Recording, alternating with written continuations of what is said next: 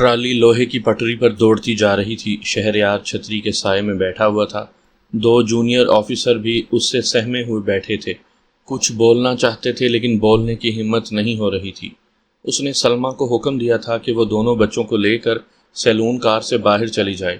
اس کے لیے یہ سزا کافی تھی، مگر سزا دینے کے باوجود وہ اندر سے اضطراب میں مبتلا تھا۔ اسے رہ رہ کر اس بات پر غصہ آ رہا تھا کہ سلمیٰ 4 برس تک اس سے یہ بات چھپاتی رہی، اسے دھوکہ دیتی رہی۔ اگر اس کی بھلائی کے لیے ایسا کیا تھا تب بھی اس کا قصور ناقابل معافی تھا، کیونکہ وہ ناجائز بچے کو اس کی گود میں کھلاتی رہی تھی۔ پھر یہ خیال آتا کہ کیا ایکسیڈنٹ کے بعد واقعی ڈاکٹر نے یہ رپورٹ دی تھی کہ وہ کبھی باپ نہیں بن سکے گا؟ اس بات کی تصدیق ہونی چاہیے۔ اگر تصدیق ہو گئی تب بھی اس عورت کو کیسے معاف کیا جا سکتا ہے جس نے اتنا بڑا ڈرامہ کھیلا، جڑواں بچوں کو اس سے چھپایا، ایک بچے کو اس کے سامنے لائی، دوسرے کو کسی عورت کے پاس چھوڑا۔ اب ان بچوں کی ماں سلمیٰ ہے یا کوئی دوسری عورت ہے، اس بات کا یقین کیسے کیا جائے؟ کیا سلمیٰ نہیں ہو سکتی؟ وہ بے چینی سے اپنی سیٹ پر پہلو بدلنے لگا۔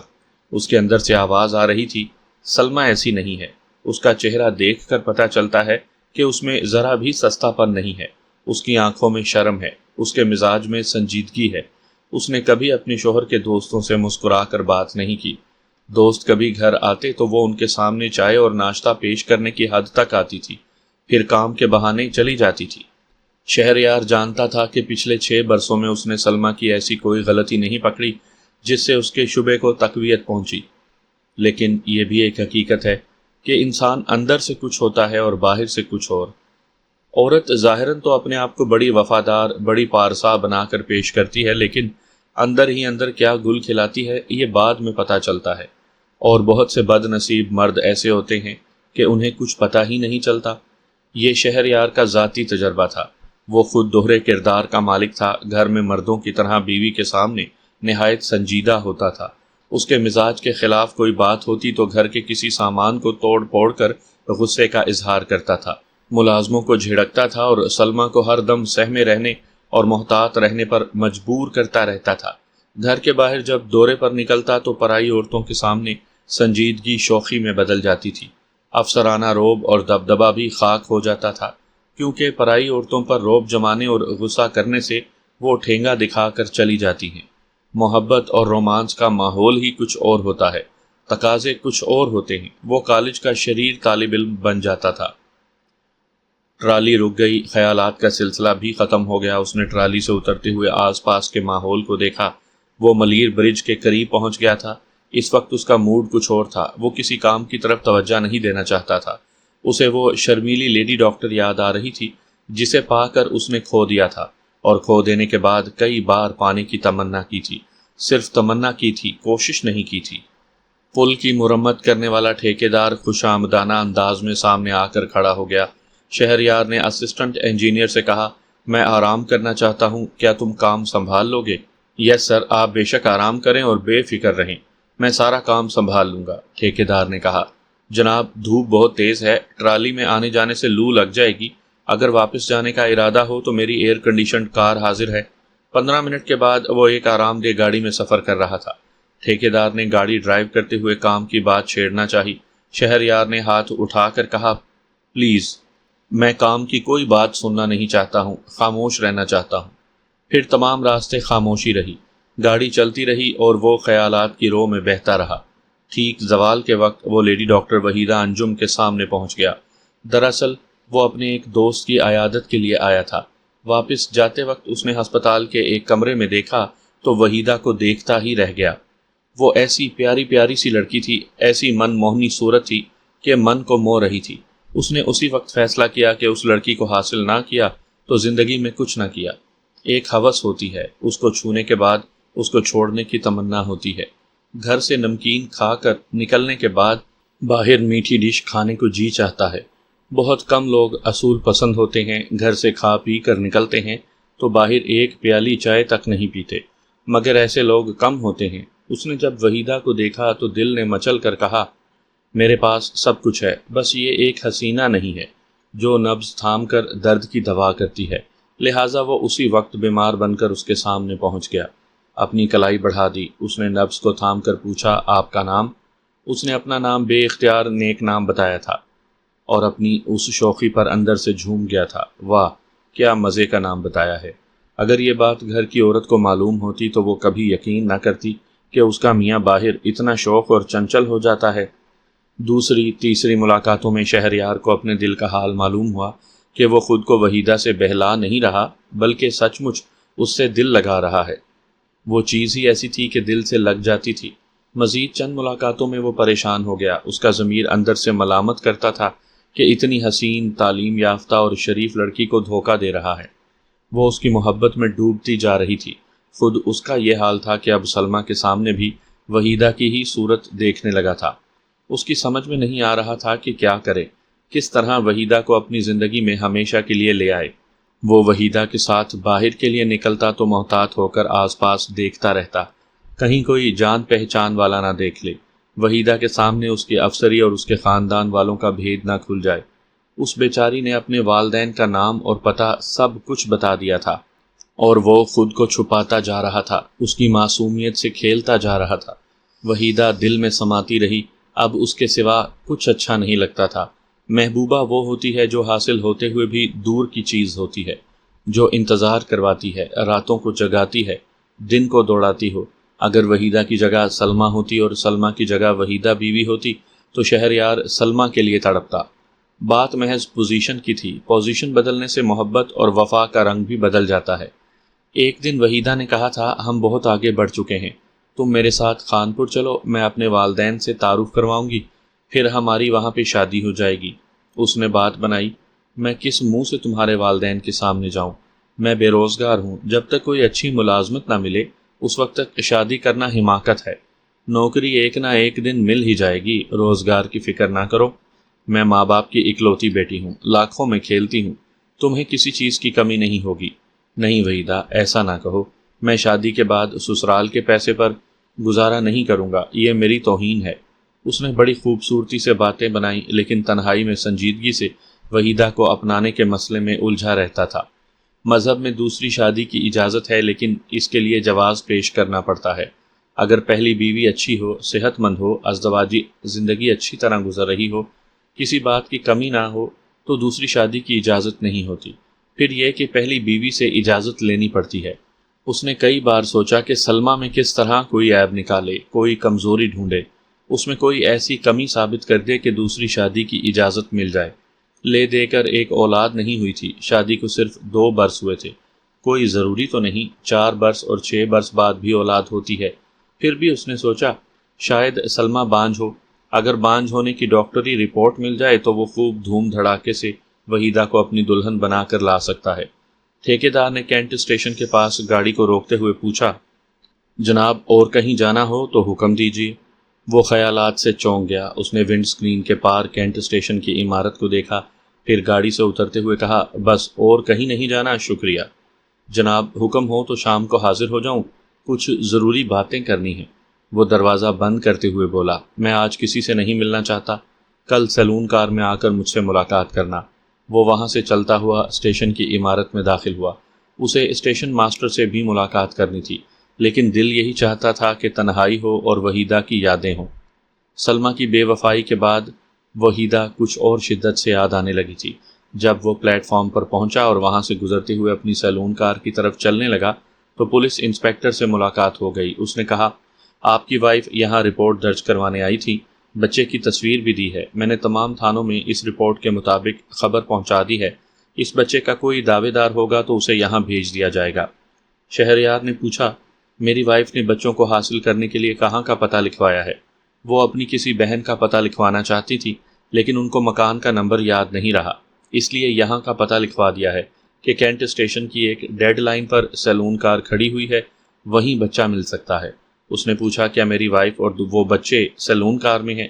پتہ نہیں جناب، آدھ گھنٹے پہلے میں نے انہیں بچوں کے ساتھ ایک ٹیکسی میں بیٹھ کر کہیں جاتے ہوئے دیکھا ہے، ان کے ساتھ ایک آیا بھی تھی۔ شہریار نے اطمینان کی سانس لی۔ سلمیٰ کی یہی بات اچھی لگتی تھی، اسے جو حکم دیا جاتا اس پر خاموشی سے عمل کرتی تھی۔ ایک ہی بار کہنے پر وہ بچوں کو لے کر چلی گئی۔ ایسی عورتوں میں کمزوریاں ڈھونڈنے سے نہیں ملتی، قدرت بھی ان پر مہربان ہوتی ہے۔ ڈاکٹری رپورٹ نے بتایا کہ سلمیٰ بانجھ نہیں ہے، وہ ماں بن سکتی ہے، شہریار کا یہ حربہ بھی ختم ہو گیا تھا۔ اب وہ دوسری شادی کرنے کا کوئی جواز پیش نہیں کر سکتا تھا۔ کئی بار اس نے سوچا کہ وحیدہ انجم کو اپنی مصیبت بتا دے۔ جب اس کے شادی شدہ ہونے کی بات معلوم ہوگی تو وہ روئے گی، فریاد کرے گی، پھر اس کی دنیا سے دور چلی جائے گی، یا محبت نے زیادہ جوش مارا تو اس حالت میں بھی اس کی محبت قبول کرتی رہے گی۔ ایسی لڑکیاں ہوتی ہیں جو شادی شدہ مردوں کا بھی پیچھا نہیں چھوڑتی۔ شاید وحیدہ انجم بھی ایسی ہی ہو، لیکن جب وہ ملاقات کے دوران اس سے باتیں کرتا تھا اور اس کی باتیں سنتا تھا تو اندازہ ہوتا تھا کہ یہ اور طرح کی لڑکی ہے، کسی شریف خاندان سے تعلق رکھتی ہے، تعلیم یافتہ ہے۔ اسے جب معلوم ہوگا کہ میں شادی شدہ ہوں تو یہ جاہل عورت کی طرح دامن پکڑ کر فریاد نہیں کرے گی، بلکہ گریبان پکڑ کر محاسبہ کرے گی۔ پڑھی لکھی تیز ترار لڑکیوں میں یہی خامی ہے کہ جب خود ڈوبتی ہیں تو ساتھ لے کر ڈوبتی ہیں، بدنام ہوتی ہیں تو بیچ بازار میں اپنے عاشق کی عزت بھی اتار دیتی ہیں۔ اسے کبھی حوصلہ نہ ہوا، وہ یہی بہتر سمجھتا رہا کہ وحیدہ سے جیسے عشق چل رہا ہے اسی طرح چلتا رہے گا۔ جب خطرے کی گھنٹی بجے گی تو اس کی زندگی سے غائب ہو جائے گا۔ پھر ایسا ہی وقت آ گیا۔ ایک بار وہ اس سے رخصت ہو کر اپنی کار ڈرائیو کرتا ہوا مال روڈ سے گزر رہا تھا کہ اچانک اسٹیئرنگ بہک گیا۔ کار فٹ پاتھ پر چڑھ کر بجلی کے کھمبے سے ٹکرائی۔ اس کے بعد اسے ہوش نہ رہا۔ اس کے خیالات کا سلسلہ پھر ٹوٹ گیا۔ وہ چلتے چلتے اپنی سیلون کار کے پاس پہنچ گیا تھا۔ ارلی اٹینشن کھڑا تھا۔ وہ سیڑھی پر چڑھتا ہوا اندر آیا، پھر اندرونی دروازے کو کھول کر سیلون کار کے خصوصی کمرے میں پہنچا۔ وہاں ہر چیز سلیقے سے رکھی ہوئی تھی۔ سلمیٰ جب بھی گھر چھوڑ کر جاتی تو گھر کی ایک ایک چیز کو اپنی جگہ اسی طرح رکھنے اور صفائی کرنے کے بعد جاتی تھی۔ ایک خط میں اس کی رہنمائی کی جاتی تھی کہ سلمیٰ کی غیر موجودگی میں اسے کیا کرنا ہے۔ اس نے نظریں دوڑائیں۔ ایک برتھ کے ایک سرے پر ایک تکیہ رکھا ہوا تھا اور تکیے کے اوپر ایک طے کیا ہوا کاغذ ایک پیپر ویٹ سے دبا ہوا تھا۔ اس نے پہلے تو سوچا کہ اسے ہاتھ نہ لگائے، پھر اس خیال سے اسے اٹھا لیا کہ سلمیٰ نے اپنی بہن کے ہاں رہنے یا پھر سیلون کار میں واپس آنے کے سلسلے میں کچھ لکھا ہوگا۔ اس نے طے کیے ہوئے کاغذ کو کھول کر پڑھا۔ لکھا ہوا تھا، میں آپ کے حکم کے مطابق جا رہی ہوں۔ رات کو 8 بجے تک اپنی بہن کے ہاں انتظار کروں گی۔ آپ کو ضرور آنا ہوگا، ورنہ میرے میکے میں میری صبح ہوگی۔ اگر آپ نہ آئے تو میں آپ کی مصروفیات کا بہانہ کر کے اپنی بہن سے رخصت ہو کر پھر یہاں آ جاؤں گی۔ اب آپ کو دونوں صورتوں میں جو پسند ہو اس پر عمل کریں۔ اگر آپ شام سے پہلے واپس آ گئے ہوں تو غسل ضرور کر لیں، گرمی بہت ہے، غسل کرنے سے طبیعت ہلکی ہو جائے گی۔ آپ کے لباس استری کرنے کے بعد وارڈروب میں رکھ دیا ہے، اسے پہن لیجئے گا۔ کولر میں برف بھری ہوئی ہے اور برف میں بیئر کی بوتلیں رکھی ہوئی ہیں۔ آپ پینے کے دوران نمکین مونگ پھلیاں شوق سے کھاتے ہیں، وہ کچن میں رکھی ہوئی ہیں۔ آخر میں اتنا سمجھا دوں کہ غصے کے وقت آدمی اکثر منفی انداز میں سوچتا ہے اور مسلسل جھنجھلاہٹ میں مبتلا ہوتا رہتا ہے۔ بیئر پینے کے دوران دماغ ٹھنڈا ہو تو مثبت انداز میں سوچئے گا، پھر آپ کو اپنی بیوی کی اچھائیاں یاد آئیں گی۔ تب تک کے لیے رخصت۔ خدا حافظ، آپ کی کنیز سلمیٰ۔ وہ سلمیٰ کی تحریری ہدایات پر عمل کرنا نہیں چاہتا تھا، لیکن گرمی کی زیادتی کے باعث غسل کرنا بھی ضروری تھا، اس لیے وہ 15 منٹ تک غسل خانے میں رہا۔ واپس آ کر اسے وہی لباس پہننا پڑا جو سلمیٰ چھوڑ گئی تھی، کیونکہ وہی استری کیا ہوا تھا۔ غسل کرنے کے بعد واقعی طبیعت ہلکی ہو گئی، اب پینے کو جی چاہ رہا تھا۔ سلمیٰ بڑی موقع شناس تھی، اپنے شوہر کے مزاج کو خوب سمجھتی تھی۔ یوں اکثر سمجھاتی رہتی تھی کہ زیادہ نہیں پینا چاہیے، لیکن آج وہ خود ہی اپنے ہاتھوں سے برف میں بیئر کی بوتلیں رکھ کر گئی تھی تاکہ وہ پیے اور اسے یاد کرے۔ بہرحال وہ پینے کے لیے بیٹھ گیا۔ پہلا جام شروع کرتے ہی محبوبہ یاد آتی ہے، لیکن اسے بیوی یاد آنے لگی۔ اس نے دونوں بچوں کو وہاں سے لے جا کر اس کا دماغ کا بوجھ ہلکا کر دیا تھا اور جانے سے پہلے اس کے لیے اتنا سارا انتظام کیا تھا کہ وہ آرام سے بیٹھ کر پی سکتا تھا اور سکون سے سوچ سکتا تھا۔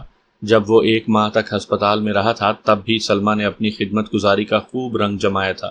صبح شام ہمیشہ اس کے کمرے میں رہتی تھی، اس کے پاس سوتی تھی۔ کبھی غسل کرنے کے لیے یا لباس تبدیل کرنے کے لیے ہسپتال کے پاس ہی اپنے بنگلے میں جاتی تھی، پھر واپس آتی تھی۔ اس نے 1 ماہ کے دوران اتنی خدمت کی تھی کہ پچھلے 2 سال کی خدمت گزاری بھی دماغ میں تازہ ہو گئی تھی۔ تب اس نے سوچا تھا، سلمیٰ میں کس بات کی کمی ہے؟ اگر کوئی دوسری بیوی آئے گی تو کیا وہ آسمان سے تارے توڑ کر لائے گی؟ وہ بھی تو اسی کی طرح خدمت کرے گی۔ اگر وہ خدمت گزار نہ ہوئی تو وہ درد سر بن جائے گی، جیسا کہ عام طور پر 2 بیویاں بن جایا کرتی ہیں۔ بیئر کی 2 بوتلیں ختم کرنے کے بعد جب ذرا سرور حاصل ہوا تو اس نے تیسری بوتل کھولتے ہوئے اور سر کو جھٹکتے ہوئے سوچا، یہ دماغ میں سلمیٰ کیوں گھسی ہوئی ہے؟ میری انجم کہاں گئی؟ ہاں، وہ کہاں چلی گئی؟ یہ سوال تو برسوں سے اس کے دماغ میں چبھ رہا تھا، حالانکہ اس نے اپنے والدین کا پتہ ٹھکانہ بتایا تھا۔ ایک بار جب وہ ڈیوٹی کے سلسلے میں خانپور گیا تو اس کی کوٹھی کے قریب سے بھی گزرا۔ کوٹھی کے مین گیٹ پر وحیدہ کے باپ کی نیم پلیٹ لگی ہوئی تھی۔ اس کا دل دھڑکنے لگا۔ اس نے سوچا، کیا اندر جائے، وحیدہ کو ایک نظر دیکھے، اس سے ملاقات کرے، لیکن 3 برس تک اس سے دور رہنے کا کیا جواز پیش کرے گا؟ اگر وہ پھر اس کے گلے کا ہار بن گئی اور شادی کے لیے کہا تو مصیبت بن جائے گی۔ گلے کا ہار بنانا تو بڑی ہی خوشائن بات ہے، مگر شادی کا معاملہ گڑبڑ ہو جائے گا۔ وہ خانپور کے ایک ڈاک بنگلے میں ٹھہرا ہوا تھا۔ اس نے وہیں کے ایک ملازم کو اپنا ہمراز بنا کر معلومات حاصل کرنا چاہی تھی کہ وہاں وحیدہ انجم نام کی کوئی لڑکی رہتی ہے یا نہیں۔ اگر رہتی ہے تو کیا وہاں پریکٹس کر رہی ہے، شادی کر لی ہے، کیا شوہر اور بچوں والی ہو گئی ہے یا اب تک کسی کا انتظار کر رہی ہے؟ وہ بہت کچھ معلوم کرنا چاہتا تھا۔ شام کو ملازم نے آ کر بتایا، جن صاحب کے نام کی پلیٹ دروازے پر لگی ہوئی ہے وہ مر چکے ہیں۔ ایک بوڑھی خاتون ہیں جو تنہا اس کوٹھی میں اپنی خادماؤں کے ساتھ رہتی ہیں، اور ان کی بیٹی کراچی میں ہے، ابھی شادی نہیں کی۔ کیوں نہیں کی؟ شہریار نے پوچھا۔ کیا کہیں سے رشتہ نہیں آتا ہے؟ ملازم نے کہا، حضور ایسی بات نہیں ہے، ان کی بیٹی بڑی خوبصورت ہے، ڈاکٹرنی ہے، پھر یہ کہ ماں باپ کی اکلوتی بیٹی ہے، دولت میں کھیلتی ہے، چاروں طرف سے رشتے ہی رشتے آتے ہیں۔ میری گھر والی کہہ رہی تھی کہ وہ ڈاکٹرنی شادی سے انکار کرتی ہے، اس لیے کبھی خانپور اپنے رشتہ داروں کے ہاں نہیں آتی، ہمیشہ کراچی میں رہتی ہے۔ شہریار کے دل نے دھڑک دھڑک کر کہا، وہ شادی سے انکار کرتی ہے؟ اب تک میرا انتظار کر رہی ہے، اپنے ماں باپ سے اور اپنے خاندان والوں سے بھی دور تنہا زندگی گزار رہی ہے۔ پہلے تو اس کے جی میں آیا کہ کوٹھی میں جائے اور وحیدہ کی والدہ سے اس کا کراچی والا پتہ معلوم کرے۔ پھر اس کے دماغ نے سوال کیا، اگر اس بوڑھی خاتون نے پوچھا کہ تم کون ہو اور میری بیٹی کا پتہ کیوں معلوم کر رہے ہو، تب وہ کیا جواب دے گا؟ تب اسے بتانا پڑے گا کہ وہ کون ہے اور اس کی بیٹی سے کیا رشتہ رہا ہے، اور جب پرانا رشتہ ظاہر ہوگا تو وہ بوڑھی خاتون نفرت سے اسے دیکھیں گی۔ پھر وہ یہ معلوم کریں گی کہ اس کا نام کیا ہے، وہ کہاں رہتا ہے، کس خاندان سے تعلق رکھتا ہے۔ اسے اپنی اصلیت ظاہر کرنی پڑے گی۔ نہیں کرے گا تو وہاں کس منہ سے جائے گا، کس رشتے سے جائے گا، کس نام سے جائے گا؟ وہ خانپور سے واپس چلا گیا۔ ایک مجرم کسی کو اپنا اصلی چہرہ نہیں دکھا سکتا۔ لاہور پہنچنے کے بعد وحیدہ خوب یاد آتی رہی۔ وہ خوب اضطراب میں مبتلا رہا۔ بعد میں اس نے سوچا کہ اسی ملازم کے ذریعے وحیدہ کا کراچی والا پتہ کیوں نہ معلوم کیا جائے۔ اگر پتہ کسی طرح چل جاتا تو کراچی جاتا، اگر وحیدہ کا سامنا نہ کر سکتا تب بھی چوری چھپے اسے دیکھتا کہ وہ کس حال میں ہے، کیسی ہے، تنہا کس طرح زندگی گزار رہی ہے۔ کچھ تو اس کے متعلق معلومات حاصل ہوتی، ہو سکتا تھا پھر کسی طرح پرانی محبت کے رشتے استوار ہو جاتے۔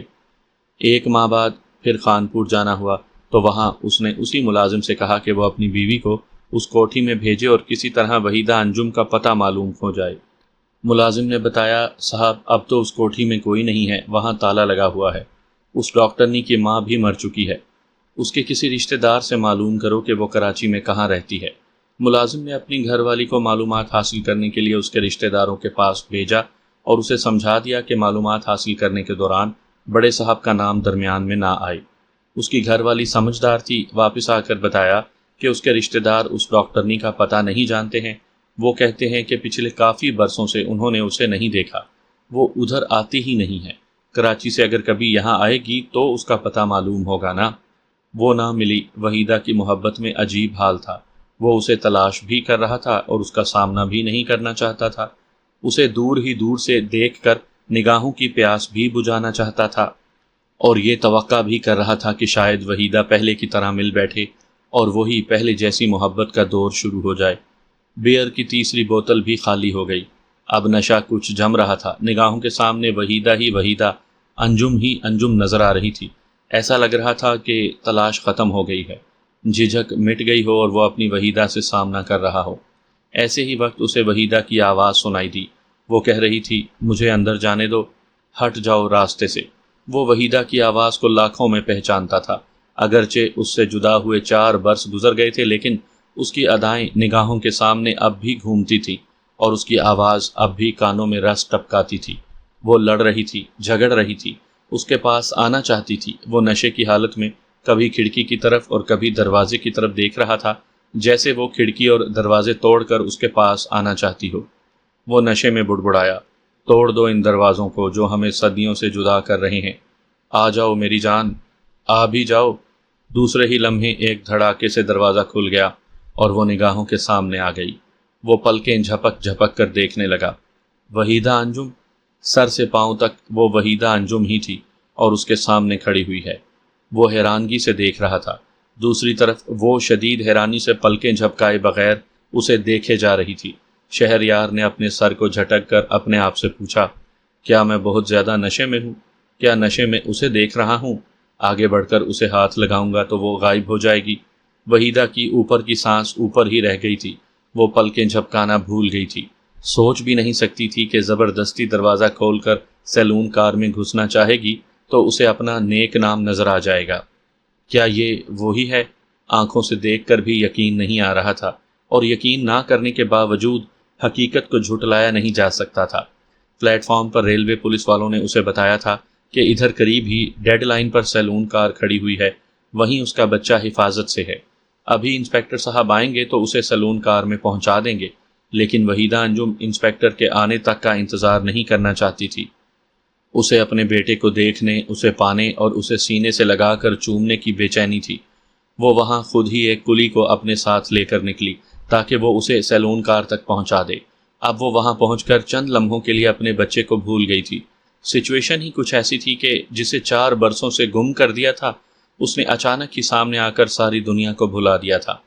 اب وہ ایک لمحہ فیصلے کا تھا، اس سے روٹھ جائے یا معاف کر دے، اس کے گلے لگ جائے یا غصے سے منہ پھیر کر چلی جائے۔ ادھر چند برسوں میں اس نے کتنے ہی ڈراؤنے خواب دیکھے تھے کہ وہ آیا تھا اور چلا گیا تھا اور پھر چلا جائے گا۔ بس اسی خوف نے اسے ہلا دیا۔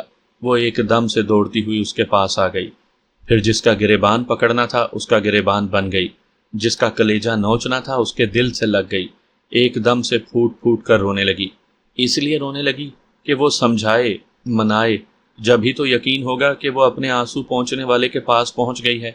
ابھی وہ گھڑی آئے گی جب وہ اسے بری طرح جھٹک دے گی، اس سے الگ ہو جائے گی، اسے نفرت سے بے بھاؤ کی سنائے گی، اسے شرم دلائے گی اور اسے چھوڑ کر چلے جانے کی دھمکیاں دے گی۔ ابھی بہت کچھ ہونا تھا، اس لیے نہیں ہو رہا تھا کہ وہ ابھی اپنے اختیار میں نہیں تھی۔ کبھی وہ اپنے ہاتھوں سے اس کے چہرے کو سمیٹ کر دیکھتی تھی۔ ہاں، یہی تو وہ صورت ہے جو مجھے رلاتی ہے۔ وہ روتے روتے اس کی آنکھوں میں جھانکتی تھی۔ یہی وہ آنکھیں ہیں جو میری آنکھوں کو جگائے رکھتی تھی۔ کبھی وہ اس کے بالوں کو مٹھی میں جکڑ کر اپنے اوپر جھکا لیتی تھی۔ ہاں، یہی تو ہے وہ جو میری تنہائیوں میں آ آ کر مجھ پر جھک جاتا تھا اور سمجھاتا تھا کہ میں تمہارا آسمان ہوں، اپنی دھرتی سے سرک کر کہاں جاؤں گا۔ شہریار کا نشہ ہرن ہو گیا تھا۔ پہلے وہ مدہوشی میں اسے پکار رہا تھا، اب ہوش میں اسے پا رہا تھا، اس کے آنسو پہنچ رہا تھا اور اسے چپ کروانے کی کوشش کر رہا تھا۔ وہ ان چند لمحوں میں پچھلی ساری ملاقاتوں کو یاد کر رہا تھا کہ وہ اسے پا کر کیسی پاگل ہو جاتی تھی، صرف اسے یاد رکھتی تھی، ساری دنیا کو بھلا دیتی تھی۔ آج بھی اس پر ویسی ہی جنونی کیفیت تھی۔ اس نے اسے جھنجھوڑ کر سمجھانا چاہا، وحیدہ چپ ہو جاؤ، دیکھو میں ہی ہوں، میں ہی تمہارے سامنے ہوں، میں تمہارا نیک نام ہوں، چپ ہو جاؤ۔ یک لخت وہ چپ ہو گئی، ایک دم سے ڈھیلی پڑ گئی۔ وہ اسے فوراً ہی نہ سنبھالتا تو فرش پر گر پڑتی۔ اس نے پریشان ہو کر دیکھا، اس کی آنکھیں بند ہو گئی تھیں۔ وہ بہت آہستہ آہستہ سانس لے رہی تھی۔ سمجھ میں آ گیا کہ وہ بے ہوش ہو گئی ہے۔ اس نے دونوں بازوؤں میں اسے اٹھایا، پھر ایک برتھ پر لا کر اسے لٹا دیا۔ وہاں جتنی ہلچل مچی تھی اتنی ہی خاموشی چھا گئی تھی۔ وہ فرش پر گھٹنے ٹیک کر برتھ کے قریب اس پر جھک گیا، اسے خوب جی بھر کر دیکھنے لگا۔ اس کی دیوانگی نے بتا دیا تھا کہ وہ اب بھی اسی کی ہے، اس کے انتظار میں جی رہی ہے۔ اگر وہ نہ ملتا تو اسی کے انتظار میں مر جاتی۔ اسے بڑا پیار آیا، اس پر قربان ہونے کو جی چاہا، پھر وہ قربان ہونے لگا۔ اس لمحے اسے پتا چلا کہ محبوبہ آخر محبوبہ ہوتی ہے، اسی کے لیے جیتی ہے، اسی کے لیے مرتی ہے، اور ایک بیوی ہے جو اس کے اعتماد کو ٹھیس پہنچاتی ہے۔ اب سلمیٰ اس کی نظروں سے گر رہی تھی۔ وہ فیصلہ کر رہا تھا کہ وحیدہ کو کہیں نہیں جانے دے گا، اسے ہمیشہ کے لیے اپنا لے گا۔ سلمیٰ نے ذرا بھی اعتراض کیا تو اسے دودھ کی مکھی کی طرح نکال کر پھینک دے گا۔ اچانک اسے عقل آئی کہ وہ بے ہوش پڑی ہے۔ اسے ہوش میں لانا چاہیے۔ وہ جلدی سے اٹھ کر کچن کی طرف گیا، وہاں سے فوراً ہی ایک گلاس پانی لے کر آیا، پھر پانی کے چھینٹے اس کے چہرے پر مارنے لگا۔ ذرا سی دیر میں وحیدہ نے گہری سانس لی، اس کے جسم میں حرکت ہوئی، پھر وہ اپنے سر کو دائیں سے بائیں حرکت دینے لگی۔ اس کے ہونٹ ہل رہے تھے۔ شہریار اس کے قریب ہی بیٹھ گیا۔ وہ دھڑکتے دل سے سوچ رہا تھا کہ اس وقت اس کے لبوں پر اپنے نیک نام ہی کا نام ہوگا۔ وہ گلاس کو ایک طرف رکھ کر پھر کان لگا کر سننے لگا۔ وہ آہستہ آہستہ آواز دے رہی تھی، کبیر، کبیر، تم کہاں ہو؟ اس کا منہ لٹک گیا، ساری خوش فہمی خاک میں مل گئی۔ وہ سمجھ رہا تھا کہ اتنے برسوں میں وحیدہ نے صرف اسے یاد کیا ہے۔ اب پتہ چل رہا تھا کہ کوئی کبیر اس کے دل و دماغ پر چھایا ہوا تھا۔ ہوش میں آتے وقت اسی کا نام اس کے لبوں سے سنائی دے رہا تھا۔ وہ بولنے لگی، میرے بیٹے، میرے بچے، تم کہاں ہو؟ اپنی ماں کو چھوڑ کر کہاں چلے گئے میرے لال؟ وہ حیران رہ گیا، کیا یہ ماں بن گئی ہے؟ کیا اس نے شادی کر لی ہے؟ گویا اس نے میرے انتظار میں یہ دن نہیں گزارے۔ کوئی اس کا جیون ساتھی ہے، اس کی کوئی اولاد ہے جسے وہ یاد کیے جا رہی ہے۔ وہ اٹھ کر کھڑا ہو گیا، بے یقینی سے اسے سر سے پاؤں تک دیکھنے لگا۔ دل نہیں مانتا تھا کہ یہ حسینہ جو اس کی رہی تھی کسی اور کی ہو گئی ہے۔ وحیدہ نے آنکھیں کھول دیں۔ پہلے وہ ماحول اجنبی سا لگا، پھر شہریار کی موجودگی نے ساری اجنبیت دور کر دی۔ سب کچھ یاد آ گیا کہ ابھی وہ اس کی پناہ میں رو رہی تھی۔ وہ تھوڑی دیر تک چپ چاپ لیٹی رہی، اپنے اندر کمزوری محسوس کرتی رہی، پھر ایک کوہنی برتھ پر ٹیک کر آہستہ آہستہ اٹھ کر بیٹھنے لگی۔ اس نے برتھ کی پشت سے ٹیک لگا کر شہریار کو دیکھتے ہوئے پوچھا، تم یہاں کیسے ہو؟ یہاں کس حیثیت سے ہو؟ چیف مکینیکل انجینئر کون ہے؟ اس نے پوچھا، پہلے تم بتاؤ، کیا تم نے شادی کر لی ہے؟ تم ابھی کسی کا نام بڑبڑا رہی تھی، پھر اپنے بچے کو پکار رہی تھی۔ کیا تم کسی بچے کی ماں ہو؟ وحیدہ نے اپنے دونوں ہونٹوں کو سختی سے بھینچ لیا۔ اسے ذرا دیر غصے سے دیکھتی رہی، پھر بولی، تمہارے جھوٹ اور فریب نے، تمہاری بے وفائیوں نے مجھے اتنی عقل دی ہے کہ لڑکیوں کو پہلے دوسروں کے سوال کا جواب نہیں دینا چاہیے، اپنے سوال کا جواب طلب کرنا چاہیے۔ جب میں تم سے ملا کرتی تھی تو تمہارے ہر سوال کا جواب دیا کرتی تھی، اپنے متعلق بتاتی چلی جاتی تھی۔ تمہارے متعلق پوچھتی تو تم جواب دینے کے بجائے ٹال دیتے، بہلا دیتے، اور میں بہل جاتی۔ اب تمہارے کسی سوال کا جواب تمہیں اس وقت تک نہیں ملے گا جب تک میرے سوال کا جواب تم نہیں دو گے۔ سامعین کرام، آپ سن رہی ہیں ایک دلچسپ اردو کہانی جس کا نام ہے نیک نام۔ یہ اس سلسلے کی قسط نمبر 4 ہے۔ مجھے امید ہے آپ کو میری یہ کاوش پسند آ رہی ہوگی۔ آپ نے اگر ابھی تک میرا چینل مائی وائس سبسکرائب نہیں کیا تو ابھی میرے چینل کو سبسکرائب کر کے بیل نوٹیفیکیشن آن کر لیجئے تاکہ آنے والی ہر نئی کہانی کی اطلاع بر وقت آپ تک پہنچ سکے۔ شہریار نے ایک گہری سانس لی، پھر ہاں کے انداز میں سر ہلاتے ہوئے بولا، ٹھیک ہے، پہلے اپنے سوالوں کا جواب سن لو۔ میں نے تم سے جھوٹ کہا تھا، تمہیں دھوکہ دیا تھا۔ جب تم سے پہلی بار ملاقات ہوئی تو اس وقت میری شادی کو 2 سال گزر چکے تھے۔ میں ایک بہت عزت دار گھرانے سے تعلق رکھتا ہوں۔ اس وقت ایک جونیئر آفیسر تھا، جگہ جگہ دورے پر جاتا تھا، ماحول بدلتا تھا، مزاج بدلتا تھا اور بری عادتوں کو اپناتا رہتا تھا۔ میں شراب اور شباب کا عادی ہوتا گیا۔ جب تمہیں دیکھا تو تمہارا دیوانہ ہو گیا۔ ارادہ تھا کہ تمہیں بے وقوف بنا کر تم سے کھیل کر تمہیں بھی چھوڑ دوں گا، لیکن تمہیں چھوڑنے کے بعد میں سکون سے نہیں رہ سکا۔ تم پہلی عورت ہو جو مجھ جیسے عیاش آدمی کو بار بار یاد آتی رہی ہو۔ میں تمہارا انتظار کرتا رہا، 2 بار خانپور گیا اور ایک ملازم کے ذریعے تمہارے متعلق معلومات حاصل کی۔ اتنا حوصلہ نہیں ہوا کہ خود جا کر تمہاری والدہ سے ملتا۔ جب دوسری بار گیا تو تمہاری والدہ کا بھی انتقال ہو چکا تھا۔ بہرحال میں تم سے کترانے کے باوجود تمہیں تلاش کرتا رہا۔ اکثر ایسا ہوتا کہ بیوی میرے پاس ہوتی اور میں تمہارے پاس ہوتا، باتیں اس سے ہوتی اور پیار تم سے کرتا۔ وہ روٹھ جاتی تو میں تمہیں منانے لگتا۔ میں نے اپنی شریک حیات کی خوشیوں کا ایک ایک لمحہ چرا کر تمہیں دیا ہے اور تمہیں تلاش کیا ہے۔ کاش کہ تم نہ ملتی، مجھے یہ نہ معلوم ہوتا کہ تم کسی کے بچے کی ماں بن گئی ہو۔ وہ ایک جھٹکے سے اٹھ کر کھڑی ہو گئی، پھر چیخ کر بولی، مجھے گالی مت دو، میں تمہارے بچے کی ماں ہوں۔ وہ ایک دم سے ساکت ہو گیا، اس کا منہ تکنے لگا۔ وہ کہنے لگی، میرے نیک نام، تم نے مجھے بدنامیوں کے سوا کچھ نہیں دیا۔ تمہارے بچوں کی خاطر میں اپنے ماں باپ سے چھوٹ گئی، اپنے رشتہ داروں سے اب تک منہ چھپاتی پھر رہی ہوں، دنیا والوں سے کتراتی ہوں، کوئی سوسائٹی نہیں اپناتی۔ کسی بھی سوسائٹی میں جاؤں گی تو مجھ سے میرے بچے کے بارے میں پوچھا جائے گا۔ مجرم تم ہو، سزا میں پا رہی ہوں۔ میں یہ سوچ کر صبر کر لیتی تھی کہ شاید تم کسی حادثے کا شکار ہو گئے ہو، میرے پاس پہنچنے سے پہلے اس دنیا سے اٹھ گئے ہو، اور کہیں اگر ہو بھی تو بڑی مجبوریوں میں گرفتار ہو۔ جب بھی تمہاری مجبوریاں ختم ہوں گی تو میرے پاس ضرور آؤ گے۔ بس انہی خیالوں میں خود کو بہلاتے ہوئے میں نے اتنا عرصہ گزار دیا ہے۔